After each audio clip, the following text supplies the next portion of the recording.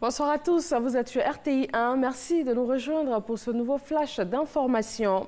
Une délégation d'évaluateurs de l'Office des Nations Unies contre la drogue et le crime a été reçue aujourd'hui par le Premier ministre Amadou Gon Coulibaly. Ces évaluateurs ont reçu l'autorisation du Premier ministre de disposer de toute information relative aux mesures préventives et au recouvrement des avoirs. Une évaluation qui se tient du 8 au 10 octobre.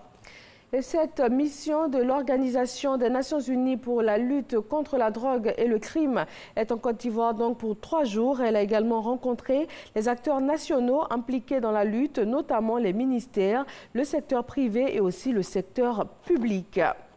L'accord de financement du réseau ferroviaire de transport urbain qui va desservir l'agglomération d'Abidjan et ses banlieues a été signé. C'est le groupe Bouygues Construction qui va réaliser le projet. Le budget définitif est estimé à 1,360 milliard d'euros, soit plus de 891 milliards de francs CFA. Il s'agit d'un des plus importants projets d'infrastructure jamais réalisés en Côte d'Ivoire. C'est un reportage signé Aboulaye Koné. C'est un projet qui sera exécuté au début de l'année prochaine. Le groupe Bouygues Construction vient de signer avec l'État de Côte d'Ivoire le protocole du projet technique définitif du métro d'Abidjan.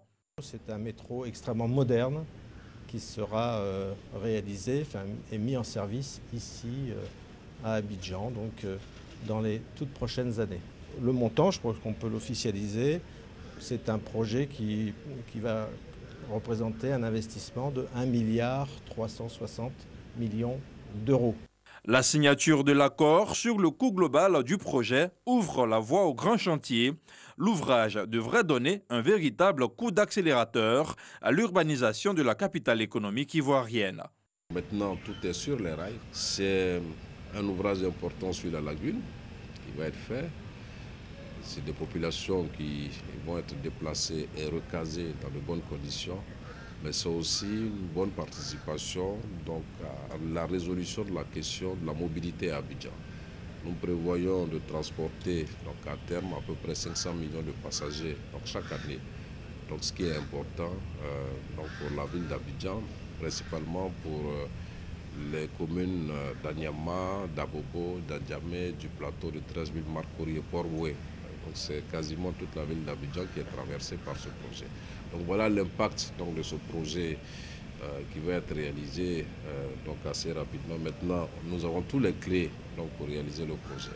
Premier du genre, en Afrique subsaharienne, la ligne 1 du métro d'Abidjan va générer un peu plus de 2000 emplois directs. Il devrait rentrer en service en 2024. Direction maintenant le Sénat. Les sénateurs membres de la Commission des affaires sociales et culturelles ont voté un projet de loi relatif à la représentation des femmes aux assemblées élues. La Commission des affaires économiques et financières du Sénat a, elle, adopté le projet de loi pour l'introduction de la finance islamique dans l'environnement ivoirien de la microfinance. L'actualité internationale nous conduit en premier au Mali. Un dialogue national se prépare. La phase décentralisée est déjà en cours depuis hier lundi.